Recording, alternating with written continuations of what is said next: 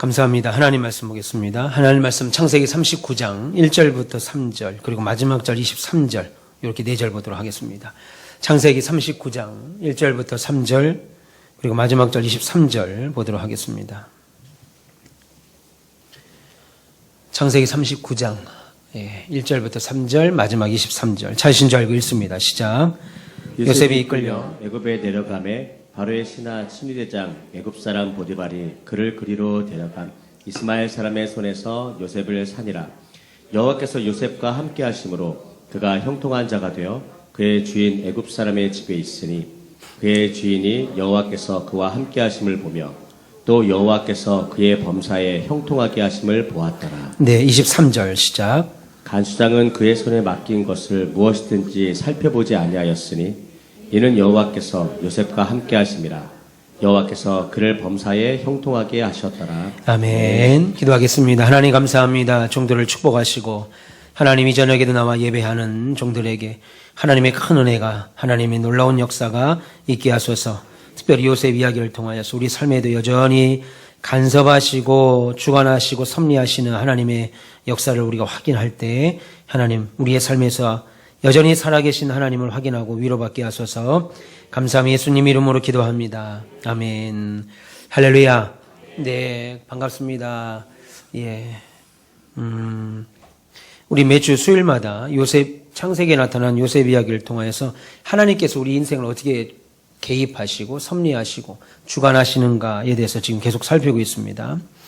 오늘 우리가 읽으신 1절부터 3절 그 다음에 23절을 가지고 오늘 요셉 이야기를 계속 이어가겠습니다. 사람들이 흔히 말하는 잘 산다는 건 뭘까요? 잘 산다. 아, 저 사람 참 잘 산다 라고 말할 때 아마도 이런 거겠죠. 식구들 다 건강하고 내 자녀들 명문대학 나와서 좋은 곳에 시집가고 장가가고 가게 잘 되고 예, 사업 잘 풀리고 살면서 다른 사람들에게 큰 돈 꾸지 않고 저축도 하고 정기적으로 해외여행도 좀 다니고 운동도 좀 하고 고상한 취미생활도 좀 하고 자녀들에게 손자들에게 좀 용돈 좀 넉넉히 주고 다른 사람들에게 아쉬운 소리 하지 않고 또 먹고 싶은 거 어렵지 않게 막 사 먹고 예, 그런 것들을 사람 사는 것이라고 잘 사는 것이라고 흔히들 생각합니다. 그런데 신자들도 그건 이제 예수 안 믿는 사람들, 세상 사람들이 하는 얘기고 신자들도 잘 산다, 잘 산다라고 말할 때 대부분은 세상 사람들이 말하는 그런 기준을 가지고 이야기할 때가 많습니다. 다시 말해서 성도들도 잘 산다, 내가 좀 형통한다라고 하는 기준을 잘 먹고 부유하고 내 마음먹은 대로 잘 풀리고 건강하게 사고 사고 없이 사는 것에 둔다는 거예요. 그래서 성도들도 세상 사람들이 잘 산다고 하는 기준에 있는 것을 갖고 싶어 하죠. 누리고 싶어 합니다. 그리고 그것을 얻으려고 노력합니다. 그런데 우리가 가지고 있는 믿음은, 우리가 가지고 있는 신앙은 그런 생각을 바꾸는 거예요. 사실은 그런 생각을 바꾸는 겁니다. 적어도 성도가, 적어도 하나님을 아버지로 두고 하나님을 왕으로 두는 신자가 잘 산다. 우리가 잘 산다 라고 말할 때는 내가 좋은 차를 탄다. 내가 좋은 아파트에 산다. 내가 내 자녀들이 명문대 간다. 좋은 것을 먹고 누린다. 내가 돈 때문에 피곤하지 않는다. 이것이 아니고 여기만 머물러 있지 아니하고 신자가 적어도 잘 산다. 저 장로님 참 잘 사신다. 저 권사님 참 잘 산다. 라고 말할 때는 명품 옷을 입고 다닌다. 명품 백을 들고 다닌다. 라고 말하지 아니하고 하나님을 사랑한다. 열심을 다해 하나님을 섬긴다. 하나님 말씀에 순종한다. 하나님의 뜻을 따르기 위하여 세상에서 손해를 감수하더라도 자신의 삶을 하나님께 드리고 있다. 하나님의 일이 진행되는 곳이라면 나는 말할 것도 없고 내 가족을 거기다 가져다 둔다. 라는 것이 신자들의 입장에서 볼 때 잘 산다. 라고 하는 것입니다. 이것이 하나님 앞에 신자들이 잘 사는 거죠. 물론 우리가 세상적인 복을, 세상적인 것을 누리며 산다는 것이 잘못됐다는 말이 아닙니다. 성경은 단 한 구절도 우리에게 금욕주의를 말하지 않습니다. 좋은 거 어떤 유명한 스님처럼 이쑤시개 하나 가지고 평생 살고 옷 한 벌 가지고 평생 살으려고 성경은 말하지 않아요. 좋은 거 누리십시오. 좋은 거 쓰시고 좋은 거 가지시고 좋은 거 타세요. 그런데 문제는 예수 믿는 성도가 세상적이고 물질적인 것이 성공이고 그것이 형통이라고 생각을 하면 내가 그것을 가지고 못할 때, 내가 그것을 가지고 있지 못할 때, 혹은 내가 그것을 현재 남보다 더 누리지 못한다고 판단되면 어떤 생각이 드냐면, 내가 복받지 못한 사람처럼, 내가 하나님 앞에 형통하지 못한 사람처럼 생각을 하게 된다는 거예요. 그래서 자연스럽게 어디로 가요? 하나님을 원망하게 되죠. 왜 내가 예수 믿는데 이런 걸 못 누리지? 예수 안 믿는 사람들보다 왜 나는 이거 못 누리고 살지? 그래서 하나님을 자연스럽게 원망하게 됩니다. 그리고 내 인생이 실패자라는 생각을 갖게 됩니다. 내가 도대체 뭔 죄를 져가지고 내 나이가 되도록 이런 거 하나 제대로 누리지도 못하고 사는 건가 하는 상실감을 갖게 돼요. 그래서 한평생 예수를 믿고 권사, 집사로, 장로, 목사로 주를 위해 섬겼는데도 노년에 우울증에 빠진다고요. 그래서 신자들이 잘 산다는 것에 대한 개념이 성경적으로 바뀌지 않는 한 계속해서 내 몸은 교회에 발 담그고 있죠. 교회에 발을 담그고 있는데 눈은 세상에 가 있는 이중적인 삶을 살게 됩니다. 그러니까 우리의 삶이 자꾸 부딪혀요. 아예 예수 안 믿는 사람들은 내가 삶이 세상밖에 없으니까 세상에서 어떤 방법과 수단과 방법을 가리지 않고 세상과 누려야죠. 얻어야죠. 올라가야죠. 세상은 뭐라고 그래요? 받는 것보다 주는 것보다 받는 자가 복된 자 아니겠습니까? 내가 주는 사람들보다 내가 남들에게 받는 게 복되다고 말을 해요. 그렇게 살라고 막 자녀들에게 가르쳐요. 세상 이치를 막 가르친다고요. 근데 성경은 뭐라고 그래요?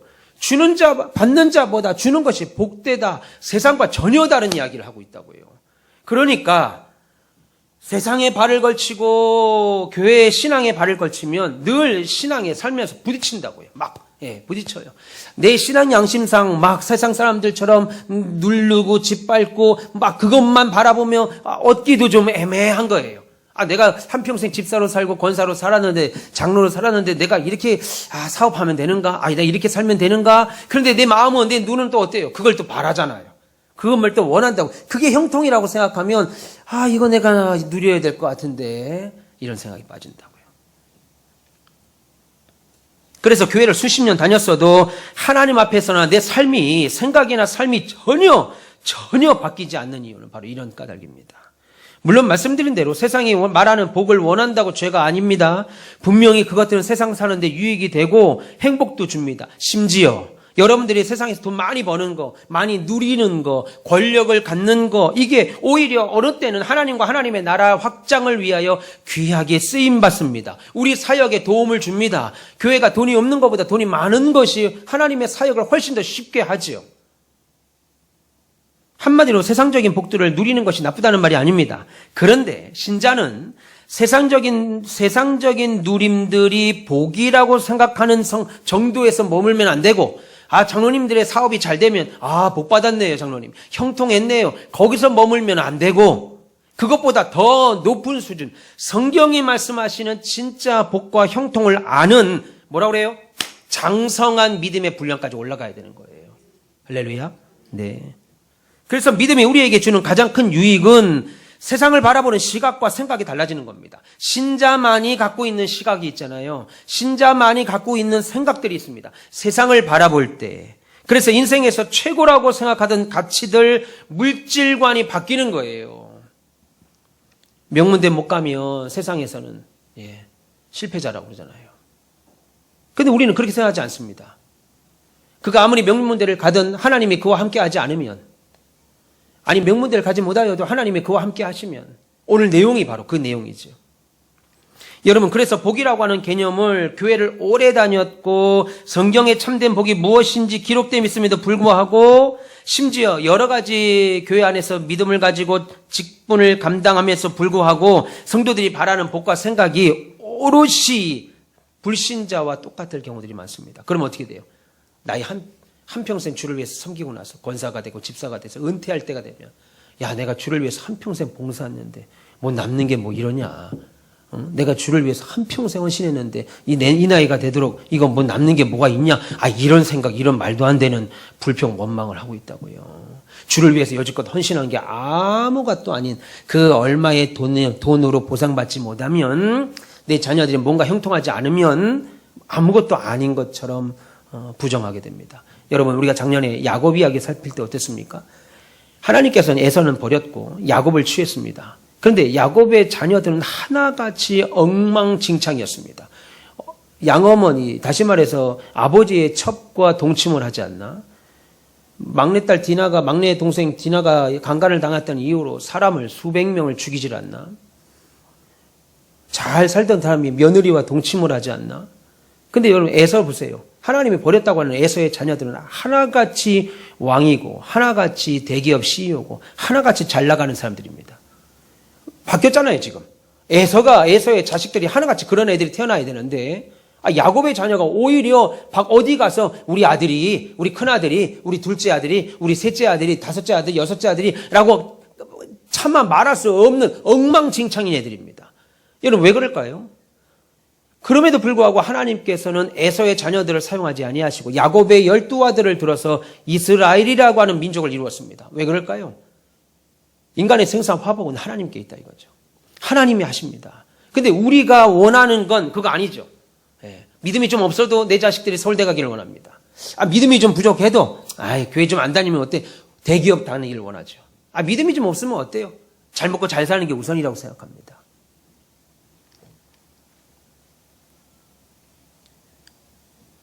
성경은 하나님이 인정하시는 삶과 존재를 복이라고 하고 하나님을 닮는 것이 복이라고 하고 하나님의 기뻐하심에 동참하는 것이 복이라고 합니다. 그러니까 여러분 이 시간 나와서 예배하는 것이 여러분들에게 복인 거예요. 근데 이거 아니죠. 이거 아닙니다.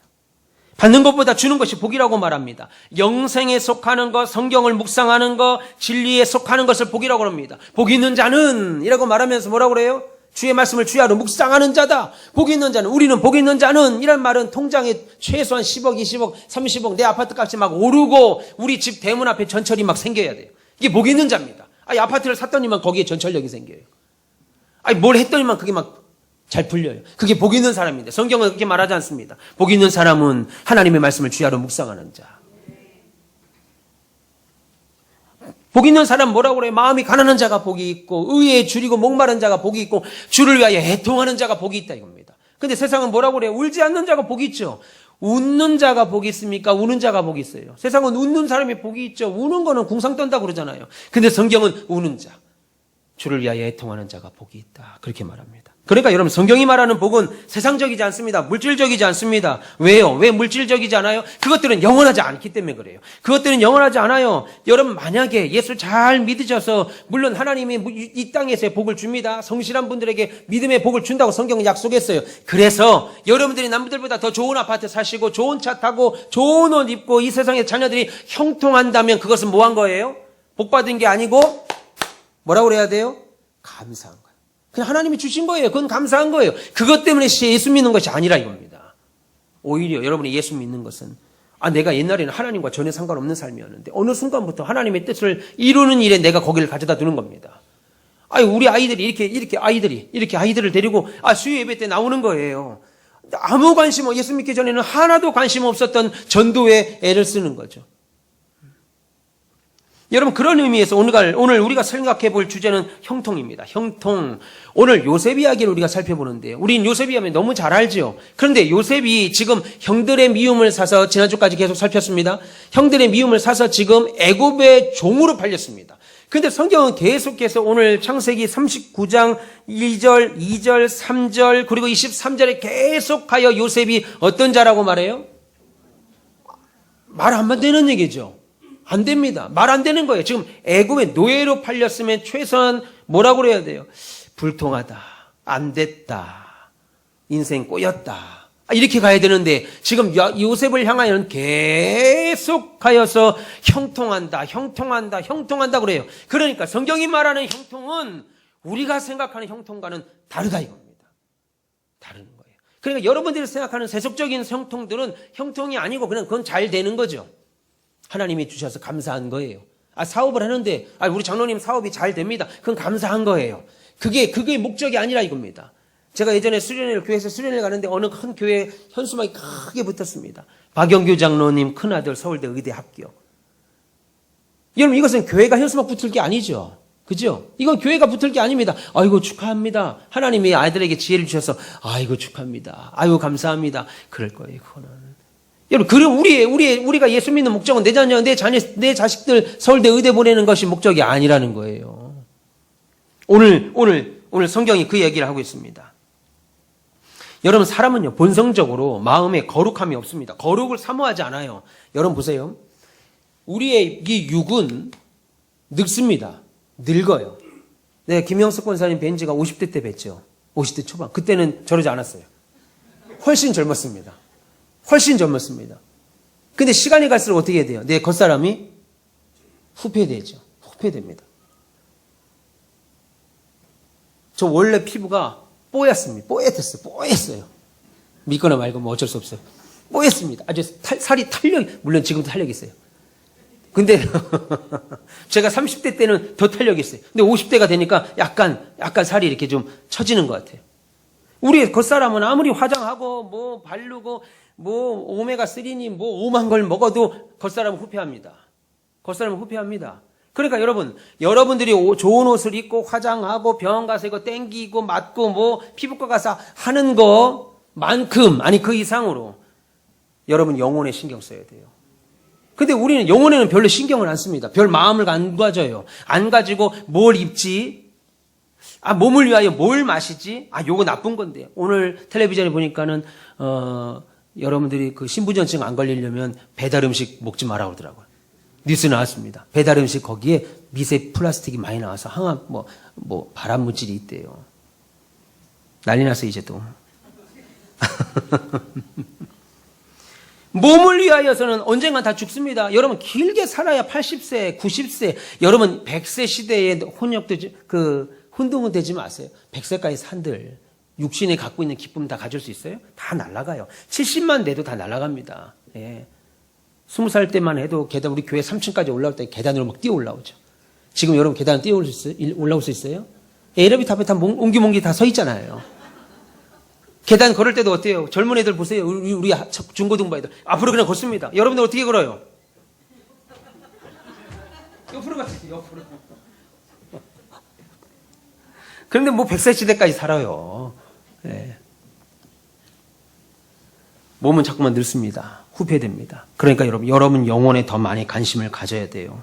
그런데 사람은 그렇지 않죠. 본성적으로 우리 마음은 거룩에 관심이 없습니다. 자신과 영혼의 진리에 관심이 없어요. 이 땅에서의 몸의 육신만 관심이 있습니다. 여러분 이런 생각과 시각이 변화가 없으면 오늘 요셉의 이야기를 창세기에서 말씀하실 때 요셉의 이야기를 읽을 때 이해가 안 돼요. 특별히 오늘 그중에서도 오늘 본문이 말하는 요셉이 형통했다. 요셉이 형통했다. 여러분 이게 형통한 거 아니죠? 안 형통한 겁니다. 요셉이 형통했다라고 하는 말이 이해가 되지 않습니다. 분명히 요셉은 세상적인 눈으로 보면 불통한 겁니다. 물론 우리가 결과를 보고 하니까 요셉이 애굽의 국무총리가 돼서 그냥 떵떵거리고 이집트의 모든 문화를 다 누리고 산 거에 대한만 생각을 하니까 우리의 자녀들을 하나같이 애 낳으면 막 요셉이라고 짓잖아요. 최요셉, 박요셉, 남요셉, 이요셉, 김요셉, 오만 요셉을 다 갖다 붙입니다. 그런데 요셉의 이야기를 한번 생각해 보세요. 지금 이 요셉은 형통하지 않습니다. 형들에게도 한 피를 나눈 형들이 미워해서 형들이 요셉을 자신을 죽이려고 하다가 차마 죽이지는 못하고 그냥 이집트에 팔아버렸습니다. 인신매매를 했다고요. 여러분 지금이야 판다는 개념이 없어요. 그러나 그 당시에는 인간 이하의 대접을 받습니다. 팔아먹었어요. 근데 거기 팔아서도 나는 원래 노예가 아닌데 나는 원래 이렇게 살 사람이 아님에도 불구하고 보디발의 집에 가서 노예로 삽니다. 심지어 감옥에 들어갑니다.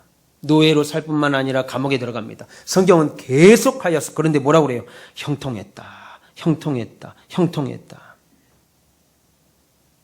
여러분 만약에 지금 2절도 3절 볼까요? 2절에 보니까 여호와께서 요셉과 함께 하심으로 그가 형통한 자가 되어 그의 주인 애굽 사람의 집에 있으니. 잘 보세요. 지금 2절에 여호와께서 요셉과 함께 하심으로 그가 형통한 자가 되어 그가 주인 애굽 사람의 집에 있지 아니하고 자기 집으로 돌아가니. 이렇게 해야 사실 형통한 사람이죠.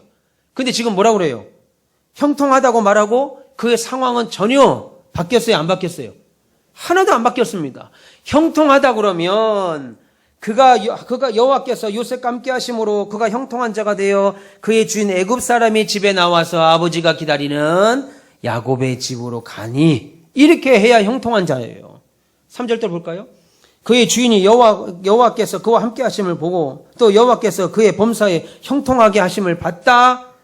23절 보세요. 간수장은 그의 손에 맡긴 것을 무엇이든지 살펴보지 아니하였으니 이는 여호와께서 요셉과 함께 하심이라. 여호와께서 그를 범사에 뭐 했다고 그래요? 형통하게 했다. 그럼 어떻게 돼요? 이렇게 끝나면 안 되죠. 여호와께서 요셉과 함께 하심으로 그가 범사에 형통함으로 감옥에서 나와서 집으로 돌아갔다. 이렇게 끝나야 형통한 거죠. 그의 삶은 여전히 노예였고 그의 삶은 여전히 심지어 더 감옥에 들어갑니다. 불통한 거예요. 이거 형통 아닙니다. 여러분이 만약에 이런 경우를 겪게 되면 야, 나 진짜 형통한 사람이다. 야, 어떻게 인생이 이렇게 형통할 수 있지? 라고 고백하실 수 있겠어요? 야, 예수 믿어도 이거 되는 게 하나도 없냐? 야, 어떻게 예수 믿어도 이러냐? 야, 뭐 예수 믿는 게 뭐 신앙이 뭐 이따이냐? 당장 그런 얘기 나오죠. 아, 나는 원래 노예가 아닌데 왜 내가 노예로 팔려가야 되지? 나는 내가 하는 사업이 주를 위해서 사업하는데 내가 11조를 빼먹은 적도 없고 주일 성수를 빠진 적도 없고 새벽기도 나오고 저녁기도 나오는데 왜 내 사업이 망하지? 야, 이게 예수 믿는 게 뭐 이따이냐? 이런 말이 당장 나오는 말인데 성경은 계속해서 지금 요셉이 형통했다. 우리의 사고와는 전혀 다른 이야기를 지금 한다고요. 요 내용이 우리의 신앙의 세팅이 안 되면요. 예수 믿어도 늘 불안하고 늘 답답하고 속상하다고요.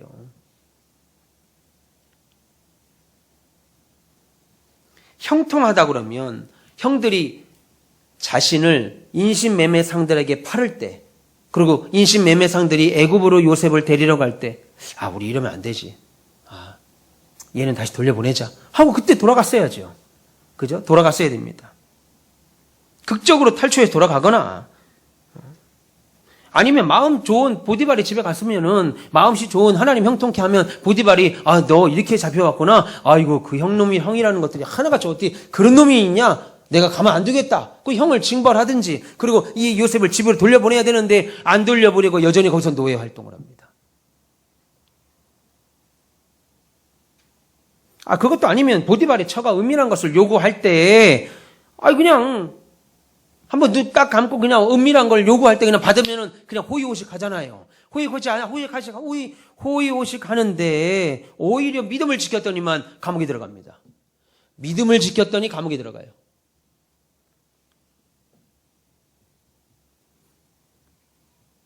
그런데 애석하게도 요셉에게는 이런 일이 하나도 안 일어납니다. 집으로 돌아가는 일 하나도 안 일어나요. 보세요. 지금 요셉은 집으로 돌아갈 일이 계속 생깁니다.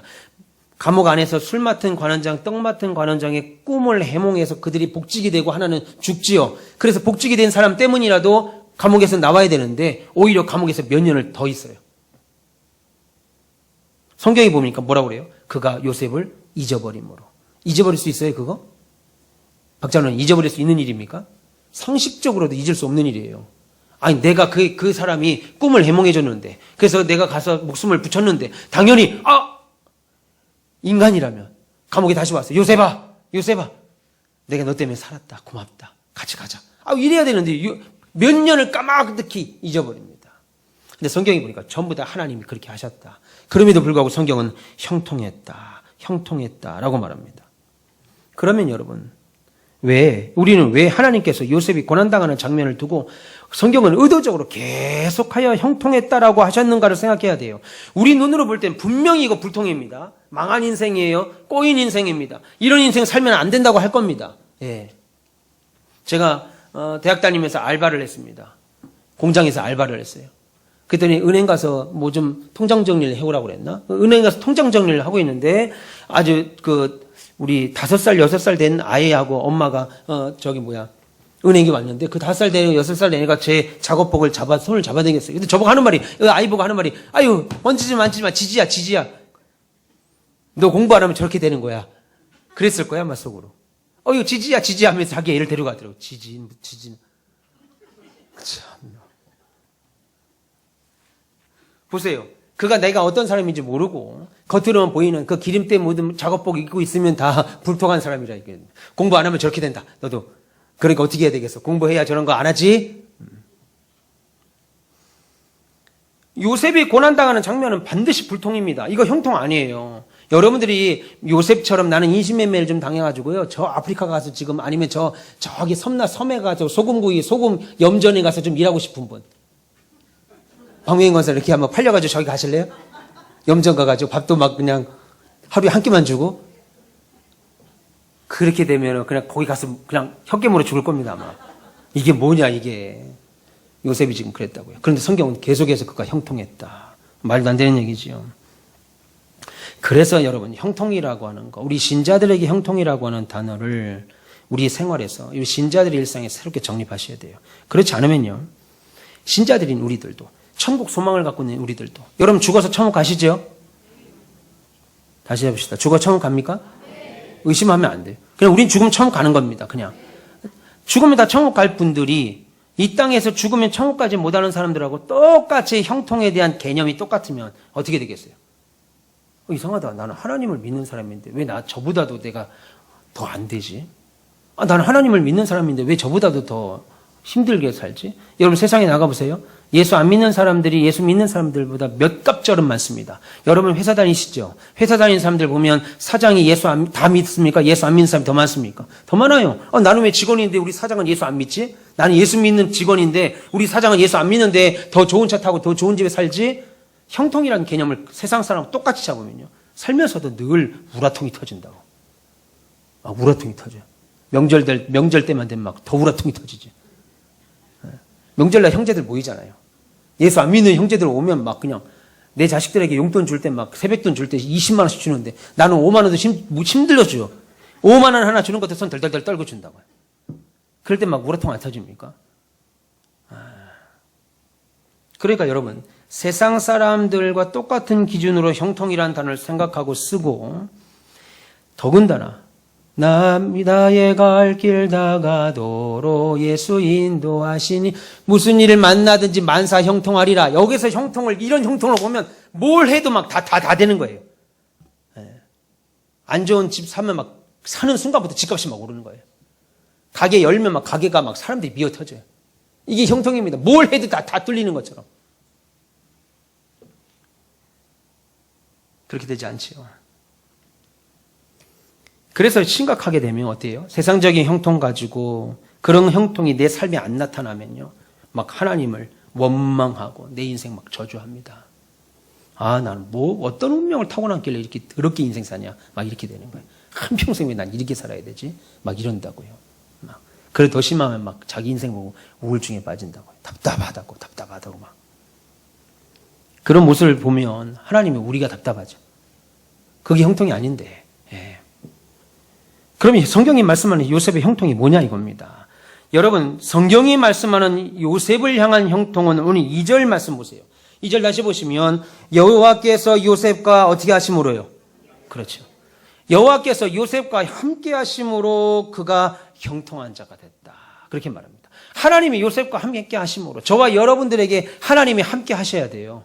하나님이 저와 여러분들과 함께 하셔야 그것이 형통이라고 말합니다. 본문 2절과 3절이 계속 말합니다. 한마디로 요셉이 하나님과 함께 하는 것이 아니고 하나님께서 요셉과 함께 하셔서라고 그래서 그는 형통한 자다라고 말합니다. 여러분, 하나님이 저와 여러분을 선택하셨습니다. 그리고 저와 여러분들을 당신의 뜻 가운데로, 당신의 계획한 가운데로 이끌어 가시는 거예요. 그래서 하나님이 나와 함께 하시는 그것이 형통입니다. 그래서 하나님 없이는 세상적으로 아무리 많은 돈 가지고 있고 내가 원하는 자리에 오르고 출세해도 결국 그 형통은 나와 내 가족만 생각하는 이기적인 인생을 살기에 하나님과 아무런 상관없습니다.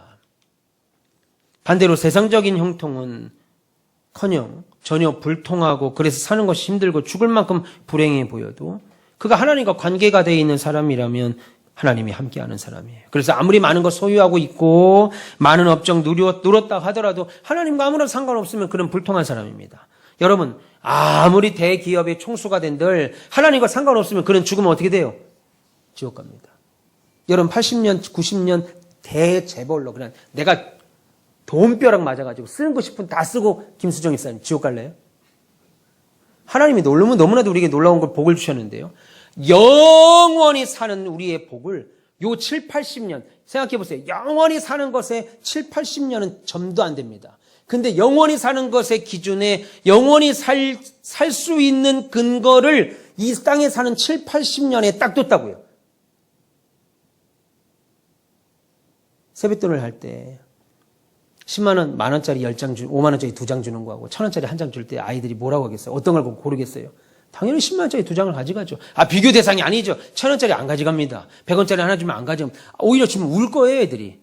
운다고. 10만 원짜리 1,000원, 5만 원짜리 2장 꺼냈다가 다시 집어넣고 1,000원짜리 주면 아이들 운다고요. 왜요? 내가 더 귀한 게 이미 10만 원짜리 10만 원을 받는데 1,000원짜리 눈에 들어오겠습습니까? 신자의 눈이 그렇게 돼야 돼요. 예수 믿는 이유는 세상을 바라보는 눈이 바뀌는 거예요. 이 세상은 영원한 천국에서의 영원한 기쁨과 천국에서의 삶을 사는 아주 중요한 교두보입니다. 그러니까 이 땅에서 어떻게 살아야 되겠어요? 이 땅에서 먹는 거, 입는 거, 쓰는 것에 막 창념해서 주의 복음을 멀리하다가 지옥 가면요. 마지막 성경 뭐라고 그래요? 이를 갈며 슬피 온다고요. 여러분 그 사람들은 불신자들 아닙니다. 원래 예수 안 믿는 사람들이 이 안 가래요. 그는 가는 거예요. 이를 누가 갈겠어요? 허집사님. 누가 갈겠어요? 허집사님 안 갈겠지만 하집사가 간다고. 하집사, 하은숙이. 한평생 난 집사로 알고 하은숙으로 살았는데 알고 보니까 내가 너를 도무지 알지 못한다. 불법을 행하는 자야. 내게 떠나라. 주님 말씀하시잖아요. 그때 이를 갈고 온다고요. 나는 집사로 한평생 살았는데. 주님이 나를 모른다는 거예요. 누구라고요? 허은숙이요. 누구? 허은숙. 들어와라. 심장이 그냥 덜컹 내려앉다가 감사합니다. 그제서야 들어가서 기뻐하죠. 허은숙입니다. 당연히 들어갈 줄 알고 들어갔는데 허은숙입니다. 잠깐. 저 허은숙인데 가온빛교회 집사였는데요. 성가대도 하고. 나 섬기기도 하고. 나 허은숙인데요. 잠깐 없는데 생명책이 없는데 누구? 어디? 여기 시흥장현에는 하은숙만 있는데 저 찾아보세요. 없는데 저쪽으로. 그때부터 이를 갈며 슬피 오는 거예요. 내가 그때 예수 잘 믿을 걸. 그래서 막 껄껄대는 거 아니겠어요? 바깥에서는. 안에 있는 사람 좋아서 껄껄대고 밖에 있는 사람은 울면서 껄껄대는 거 아니겠어요? 제 말 아닙니다. 성경이 지금 그 말하고 있다고요. 성경이. 그래서 좁은 문으로 들어가라. 들어가기를 원해도 들어가지 못하는 자가 성경에 훨씬 더 많다고 그랬습니다. 좁은 문 들어가기를 원하지 않는데 그 원하지 않는 사람들 가운데서도 좁은 문 들어가기가 어렵다고 말하는 거예요. 그러니 여러분 우리가 어떻게 예수 믿어야 되겠어요?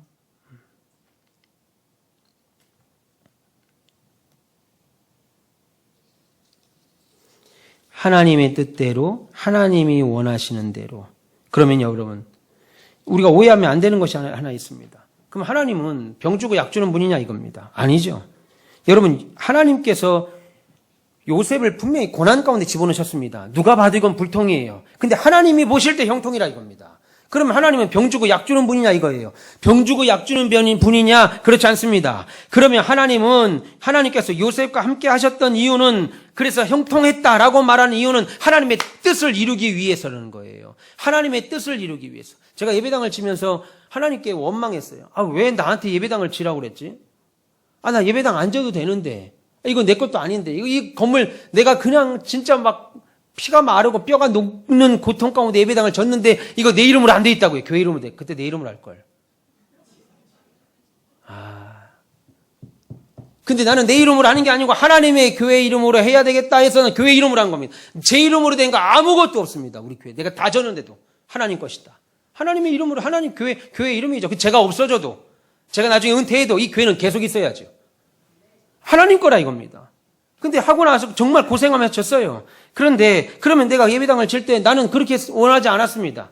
나는 그냥 조용히 많지 않게 그냥 상가에서 그냥 즐겁게 그렇게 그냥 목회하기를 원했는데 하나님 예배당을 짓게 하라고 해서 IMF보다 더 어려울 때 코로나 때 예배당을 짓게 했잖아요. 나는 불통한 것 같았어요. 뭐가 해도 안 돼. 너무 힘이 들었어요. 근데 하나님 보실 때 제가 불통한 자가 아니라 형통하는 자였다 이거예요. 하나님이 함께함으로 형통했다. 하나님 저를 보실 때 형통. 다른 목사님들은 제 동기나 우리 선배나 후배 목사님들은 다 저를 불통한 사람을 봤습니다. 어떻게 비전을 봐줘도 요럴 때 비전을 받냐. 코로나 전에 비전을 받든지 코로나 끝나고 나서 비전을 받든지 코로나 한복판에 비전을 받아가지고 어떻게 이렇게 해. 제가 2019년 12월 5일 날 땅을 사서 계약을 하고 우리 박장로님과 즐겁게 갈비 먹었죠, 우리? 우리 그때 피극빛 꿈을 꿨죠? 장로님 다 된 줄 알았습니다, 우리 진짜. 우리 둘이 식사하면서 다 된 줄 알았어요. 다 되기는. 그 다음 주부터 코로나가 터지고, 코로나라는 게 참 듣도 보도 못한 게 터지면서 뭐 확진자 2명, 3명, 4명, 아예 뭐 4명 뭐 확진자 3, 4명 가지고 뭐 저러나. 그 다음부터 20명, 30명, 40명, 그 다음 2020년 1월 한 달 딱 지나고 나니까 WHO인가? 그죠? WTO야? WTO가 되든 뭐 WHO가 되든 무슨 상관이야. 그 세계보건기구에서 뭐라고 그래요? 코로나 팬데믹 대재앙을 선포합니다. 아니 땅 계약했는데 이제 예배당 져야 되는데 그때부터 예배당 모이지 말라고 그러고 뭐 마스크 써도 모이지 말라고 그래, 기도해도 모이지 말라고 그래, 막 공무원들 와서 인원 조사하고 막. 그러니까 코로나로 죽어, 요양병원에 들어가, 모이지도 못해. 불통한 자죠. 세상 사람의 눈으로는 불통한 자예요. 아니 땅을 사자마자 바로 코로나 터졌으니 이것만큼 불통한 자가 어디 있겠어요.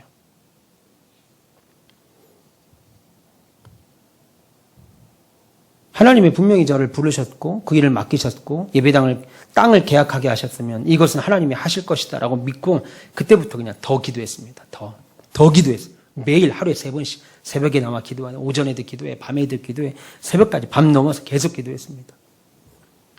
하나님과 목숨을 거는 기도가 있어요. 그래야 뭐라도 하죠.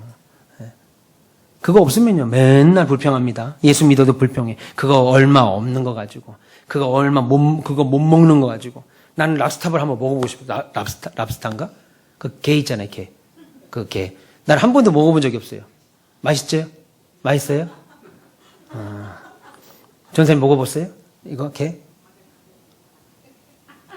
뭐 생각을 해요? 안 먹었으면 바로 나와야지. 랍스타인가? 네? 네? 네, 바닷가. 아니, 바닷가인데 그걸 랍스타라고 그러나? 네. 드셔보셨어요? 그러니까, 이게 가재 있잖아요. 바닷가재. 그 맛있어 보이더라고, 나는. 나중에. 바닷가재 한 번도 그거 제대로 먹어본 적도 없는데, 최 권사님 먹어봤습니까, 바닷가재? 권사님도 불통한 사람이야. 남들은 다 저렇게 먹는데. 근데 누구 하나 저에게 우리 최 권사님한테 불통한 사람이라고 말하자. 뭐요? 알았어요, 권사님. 깜짝 놀랐네. 갑자기 손을 들고 깜짝 놀랐네. 알았어요, 권사님. 네, 알았어요. 권사님 드셔보셨어요, 박 권사님? 네, 예. 나는 못 먹었어요. 깜짝 놀랐네, 진짜. 드신 박 권사님도 형통한 사람이고, 못 먹은 저도 최 권사님이 더 형통한 사람입니다. 왜냐면, 나 깜짝 놀랐네, 아주. 우리는 하나님이 함께 하시는 거죠. 형통한다는 말은 하나님이 함께 하심으로 형통한다는 것은 하나님의 뜻이 이루어지는 그곳에 내가 있다 이거예요. 내 형편은 그래서 어렵죠. 남들 안 하는데 다 제게 손가락질을 했습니다. 최 목사가 진짜 지금 개고생한다 이겁니다. 지금 예배당 질 때가 아닌데 지금 팬데믹인데 저렇게 예배당 진다고 하니까 영민하지 못하다. 최 목사가 바보 같은 사람이었구나 라고 말하더라고요. 다. 근데 예배당을 짓고 나서 노예를 갔더니 어떤 목사님이 제 손을 잡고 진짜 목사님이 승리자라고 저보고 그러더라고요. 나는 목사님 이런 사람인 줄 몰랐대요. 저도 몰랐습니다. 제가 하는 게 아니었어요. 하나님이 제게 뜻을 주시고 당신의 뜻대로 저를 이끌어가려고 하고 우리 가온빛교회를 이끌어가려고 하시니까 제게 능력을 그때 주시는 거예요. 저 지금 다시 예배당 지람 못 집니다. 못 져요. 안 질 거야. 근데 하나님께서 당신의 뜻을 이루어가는 거죠. 그래서 우리가 형통한 자예요. 당신의 궁극적인 뜻이 뭐겠어요? 요셉이 애굽으로 가야 됩니다. 애굽으로 가서 애굽의 총리가 돼야 돼요. 그래야 7년 대기근 때 아버지와 형들이 와야 그 아버지와 형들이 거기서 살아야 그 자손들로 인해서 이스라엘이라고 하는 민족이 세워지죠. 그러니까 애굽은 하나님께서 이스라엘을 민족으로 만드는 가족이 내려갔는데 400년 만에 250만. 여러분 생각해 보세요. 400년 만에 250만은요. 어마어마하게 그냥 눈뜨면 애가 막 태어나는 거예요. 그냥. 지금이야 애 하나 가지고도 그냥 엄마 아빠가 어찌할 줄 모르지만 장인 집사님 이스라엘 백성이면 그냥 밭에 갔다가 그냥 출애굽기에 뭐라고 그래요? 히브리서 바로 왕이 아이를 낳으면 다 죽여버리라고 그러잖아요. 2살 밑으로는 다 죽이라 라고 하니까 산파가 뭐라고 그래? 거짓말 하죠. 산파가 뭐라고 그래? 히브리 여인은 애굽 여인과 다릅니다. 얘네들은 워낙에 건강해갖고 내가 애 납니다 하면 이미 애를 다 숨풍숨풍 난다 이거예요. 너무 건강해갖고. 예. 하나님이 그냥 계속 애를 주는 거예요. 피곤하면 애를 못 갖는데 피곤해도 상관없습니다. 그냥 막 야근을 하든 뭐 하든 3교대든 4교대든 상관없어요. 그냥 애를 계속 낳아. 여러분 성경은 400년 만에 70명이 가서 250만이 돼서 나오려면요. 그냥 눈 뜨면 애가 나와야 돼. 계속 애가 나야 돼요. 지금 여러분들 다 더 낳아야 돼. 계속 낳아야 돼요. 계속 낳아야 돼요. 주여가 아닙니다. 계속 낳아야 돼요. 그런데 그런 애를 어디서 낳겠어요? 가나안 땅에서 낳겠습니까? 뭐 안 되죠. 그러니까 그 당시 최고로 부자 국가였던 애굽으로 보내서 거기서 오만 거 먹고 즐기고 보고 막 씹고 뜯고 즐기고 막 그냥.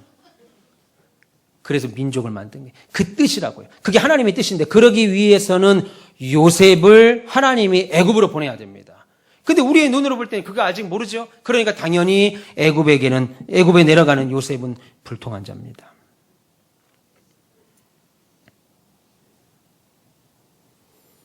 (65명) (70명이) 내려간 가족이 400년 만에 250만 명이 되려면 애굽이 잘 살아야 돼요. 애굽이 잘 살아야죠. 여러분, 그리고 애굽에서 나올 때 어떻게 나옵니까? 그냥 나오지 않고 400년 동안 밀린 월급들을 싹 갚고 나옵니다. 그걸 가지고 나와서 다윗이 성전을 질 때, 솔로몬 성전을 질 때 예물을 내는데 금이 그냥 수천 달란트. 그거 지금 한돈에 금 한 돈에 65만 원이더라고요. 그거 지금 환산하면요. 수십조입니다. 수십조. 애굽에서 가지고 나올 때 사람만 몸만 밤에 야반도주 하듯이 그냥 보따리 짐 싸가지고 도망가는 게 아닙니다. 어마어마한 재물들, 애굽의 재물들을 싹 다 갖고 나오니까 바로 왕이 눈이 뒤집히죠. 애굽의 경제가 휘청거릴 정도로 돈을 싹 갖고 나옵니다. 그거 가지고 전부 다 다윗이 솔로몬이 성전을 질 때 씁니다.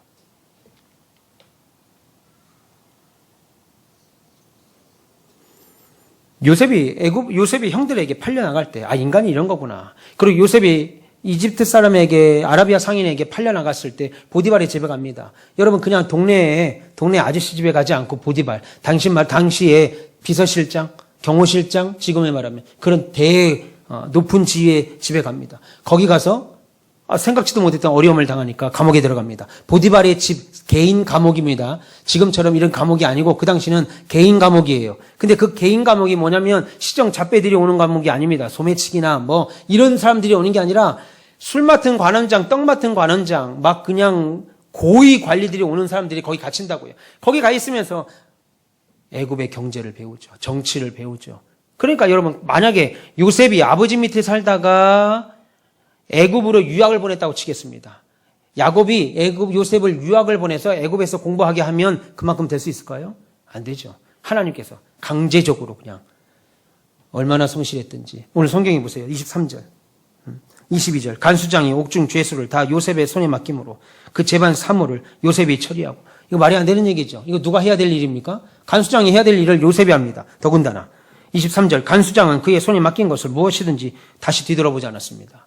얼마나 성실했든지, 얼마나 천재적으로 아이가 똑똑하고 헌신됐든지 한번 일을 맡기면 다시 안 돌아봐요. 그거 했습니까? 그거 했습니까? 안 묻는 거예요. 그냥 요셉 이야기를 볼 때 매우 재미있는 장면 두 가지가 있습니다. 하나는 요셉 이야기를 보면 단 한 구절도 기도했다는 말이 안 나와요. 요셉이 기도했다는 얘기가 안 나옵니다. 또 하나 신기한 거, 재미있는 장면. 요셉이 원망했다는 말이 한 구절도 안 나와요. 나는 그렇다 하더라도 요셉이 기도했을 거라고 믿습니다. 요셉이 왜요? 왜 기도했겠어요? 사람이 극한 상황에 들어가면 기도하잖아요. 여러분 자녀가 갑자기 아픕니다. 나와서 기도하게 돼 있어요. 예. 우리가 기도하지 않는 건 아직 살만해서 그래요. 그냥 아직은 살만해. 그러니까 지금 기도할 게 딱히 없는 거예요. 근데 하나님이 불기 시작하면요. 강제적으로 나와야 돼요. 그 전에 나오세요. 예, 그 전에 나와서 기도하시고, 예, 있을 때 그거 다 가지고 계시면서 기도하러 나오세요. 예, 나오셔야 됩니다. 새벽에 나오시든 저녁에 나오시든 기도하시는 은혜가 있으면 좋겠습니다. 여러분, 요셉은 시편 105편을 보면 훗날 노예와 제수라는 상황을 통과하면서 애굽의 모든 공무원과 정치인을 다스리는 지혜로운 인물을 성장합니다. 105편 22절에 그의 뜻대로 모든 신하를 다스리고 그의 지혜로 장로들을 교훈하게 되었다. 하나님께서 요셉에게 얼마나 지혜를 줬든지 경험치가 그렇게 쌓이더라 이겁니다. 여러분, 신자가 내게 찾아온 고난을 해석하는 방법은 예수 믿는데 왜 내게 어려움이 오느냐? 고난을 해석하는 방법은 하나님의 선하신 뜻 안에서 합력하여 선을 이룬다라고 하는 것을 믿는 겁니다. 저희 아버지가 일찍 돌아가셨어요. 한평생 목회 열심히 하셨고 누구보다도 바르게 하셨는데 하나님이 일찍 저희 아버지를 데려가셨습니다. 그때는 이해가 안 됐습니다. 왜 아버지 일찍 데려가셨지? 정작 데려가야 될 사람이 더 많은데 데려갈 사람들은 안 데려가고 왜 우리 아버지를 데려가셨지? 이제야 제가 깨닫습니다. 말씀드릴 수는 없고 이제야 제가 좀 깨달아요. 합력하여 선을 이룬다. 여러분, 저는 여러분들이 잘 되길 바랍니다. 이 세상에 살면서 잘 먹고 잘 누리시고 잘 쓰고 모든 거 넉넉하게 갖기를 소망합니다. 그런데 우리의 형통이 거기에만 머물러 있으면 그거 없어지면 불통한 자로 오해하고 원망하게 돼요. 광야를 걷던 이스라엘 백성들처럼. 그런데 하나님을 믿는 신자라면 불신자들도 복이라고 말하는 형통에서 말하는 수준에서 머물지 말고 그보다 더 높은 성경이 말씀하시는 복과 형통의 자리까지 가야 됩니다. 성경이 말하는 복과 형통은 뭐겠어요? 하나님의 뜻이 나를 통해서 이루어져 가는 거죠. 물론 그 과정에 하나님은 우리에게 고난을 주십니다. 그래야 목사다운 목사를 만들죠. 제게 하나님 예배당 질 때 그 고난이 없이 그냥 술술술술 예배당 짓고 나니까 막 술술술술 교인들 몰려오고 막 자리 차고 그럼 제가 여러분을 바라볼 때 한 영혼을 천하보다 귀하다고 하는 사실을 제가 이해하지 못했을 겁니다. 그런데 하나님이 제게 예배당을 짓는 순간부터 그리고 예배당을 짓고 나면 막 물밀듯이 몰려와야 되는데 지금은 예수 믿는 시대도 아니고 절도 안 다니고 요즘은 출가하는 절수도 없대요. 천주교 카톨릭 대학, 신학대학도 카톨릭 사제가 되겠다고 오는 사람이 없다는 거예요. 옛날에는 독자들은 학교에서 안 받았는데 지금 독자들도 부모가 허락하면 받는다는 거예요. 카톨릭 신부도. 요즘 신학교들 다 텅텅 빕니다. 여러분 우리 교단처럼 이런 메이저급 신학교들도 지금 한 학기에 원래 120명씩 왔는데 예전에 저 신학교 입학할 때만 해도 3점 몇 대 1이었습니다. 근데 지금 120명 모집인데 70명, 80명 옵니다. 다른 신학교는 더 말할 것도 없어요. 메이저급 신학교도 이 정도인데 그냥 다 구소 신학들은 텅텅 비죠. 텅텅 빕니다. 그런 시대에 하나님이 저에게 예배당을 짓게 하셨고 이 일을 감당하게 할 때 오는 불통처럼 보이는 것이 불통이 아니고 하나님의 뜻을 이루어가는 과정, 하나님의 뜻이 하나님이 저를 향해서 우리 교회를 향해서 이루는 그 목적과 그림, 그 과정을 그 결과를 위해서 우리를 끌고 가는 과정이라고 그러면 저와 여러분들이 형통한 사람들입니다. 할렐루야. 그래서 우리는 잘 사는 사람들이에요. 그러니까 여러분 돈이나 이런 것으로 세속적인 것으로 우리의 형통과 불통을 따지지 마시고 하나님께서 저와 여러분들의 하나님이 뜻하신 바대로 저와 여러분들을 끌고 간다면 그 과정에 여러분들의 어려움을 만나도 여러분들은 형통한 분인 줄 믿습니다. 할렐루야. 옆에 계시면 인사합시다. 우리는 형통한 사람들입니다. 네, 한 번 더 할까요? 우리는 형통한 사람입니다. 네, 기도하겠습니다. 하나님 감사합니다.